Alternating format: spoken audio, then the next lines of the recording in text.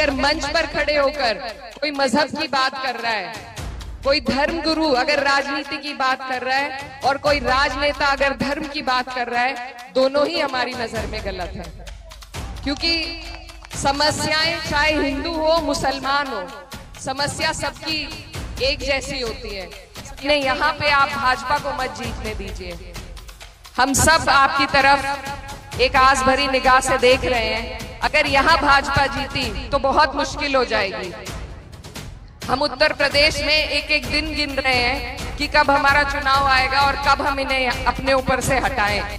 वैसा हाल यहाँ ना हो जाए। सो अभी आप लोगों ने किराना से सांसद इकरा हसन का जो शुरू में छोटा सा वीडियो क्लिप देखा है, ये वीडियो मैं आप लोगों को आगे पूरा दिखाने वाला हूं, जो इस वक्त सोशल मीडिया पर काफ़ी वायरल हो रहा है। इसलिए आप सभी से रिक्वेस्ट करूंगा, इस वीडियो को पूरा देखें, लास्ट तक देखिए और जितना हो सके इस वीडियो को ज़्यादा से ज़्यादा शेयर ज़रूर कीजिए। इसी बीच दोस्तों, इकरा हसन जो किराना से सांसद है, उनको विधानसभा इलेक्शन में स्टार प्रचारक भेजा जा रहा है और उसी क्षेत्र में भेजा जा रहा है जहाँ पे मुस्लिम आबादी ज़्यादा है। और आपको बताता हुआ चलो कि बिहार के सीमांचल में असदुद्दीन ओवैसी की ऑलरेडी असदुद्दीन ओवैसी ने 5 सीटें वहां से जीती है, तो उसी जगह पर इकरा हसन को भेजा जा रहा है ताकि असदुद्दीन ओवैसी की पार्टी को नुकसान पहुंचाया जाए।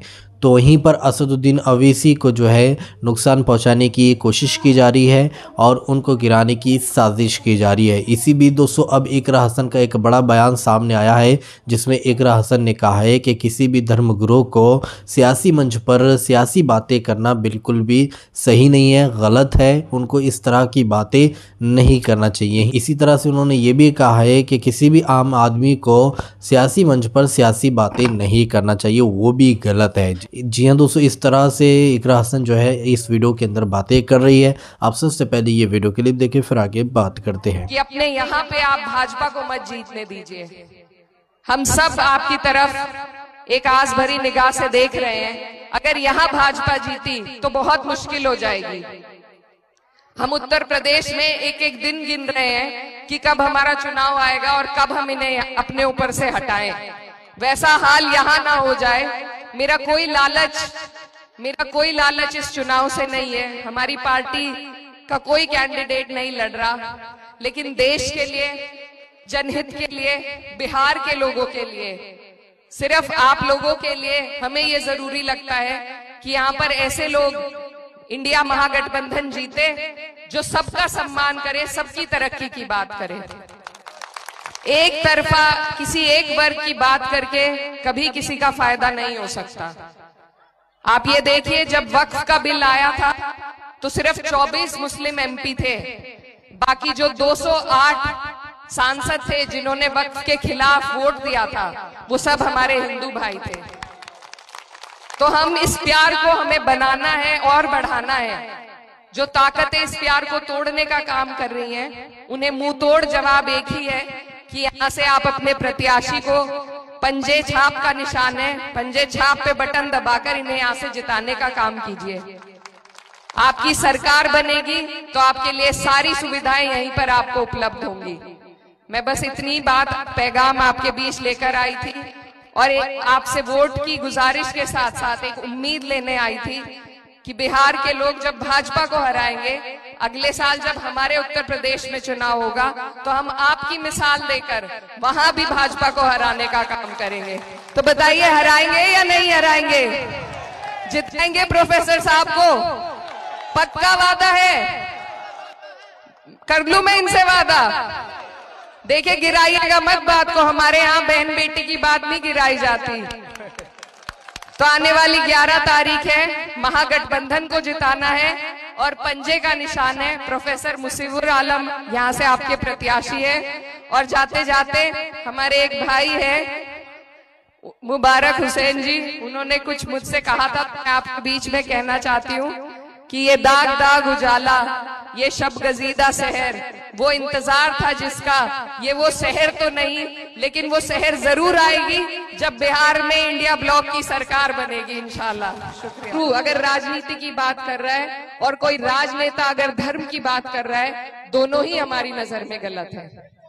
क्योंकि समस्याएं चाहे हिंदू हो मुसलमान हो, समस्या सबकी एक जैसी होती है। सभी की रोटी कपड़ा मकान बिजली पानी स्कूल, हॉस्पिटल, ये समस्या हिंदू भाइयों की भी है, मुसलमान की भी है। इन पर से हमारा ध्यान हटाने के लिए हमें आपस में लड़ाया जाता है। लेकिन अगर आप और हम मिलकर ये सुनिश्चित करें कि हमें सिर्फ विकास की बात करनी है, सिर्फ उन लोगों को वोट देना है जो विकास की बात करे, धर्म जात की बात ना करे, तो हमारा देश जैसा आज तक नहीं चमका आगे वैसा चमकेगा। याद कीजिए, जब हमारे ऊपर अंग्रेजों का राज था, वो हमारे ऊपर लंबे वक्त तक राज करते रहे, लेकिन जब इस देश के हिंदू मुसलमान भाई एक साथ आए, उसी के बाद वो यहां से भागने पर मजबूर हुए। तो हमें अपने मोहब्बत की, अपनी एकता को समझना होगा, अपनी एकता की ताकत को समझना होगा। तभी हम इन नेताओं को भी मजबूर कर पाएंगे कि वो हमारे लिए काम करें, रोजगार दें, हमारे बच्चों के मुस्तकबिल के लिए काम करें। नहीं तो ये इसी तरह आपस में आपको हमें लड़ाकर खुद कुछ नहीं करेंगे। आप पूरे देश का हाल देख रहे हैं, जहां भाजपा दिक्कत में आती है वहां हिंदू मुस्लिम चला देती है।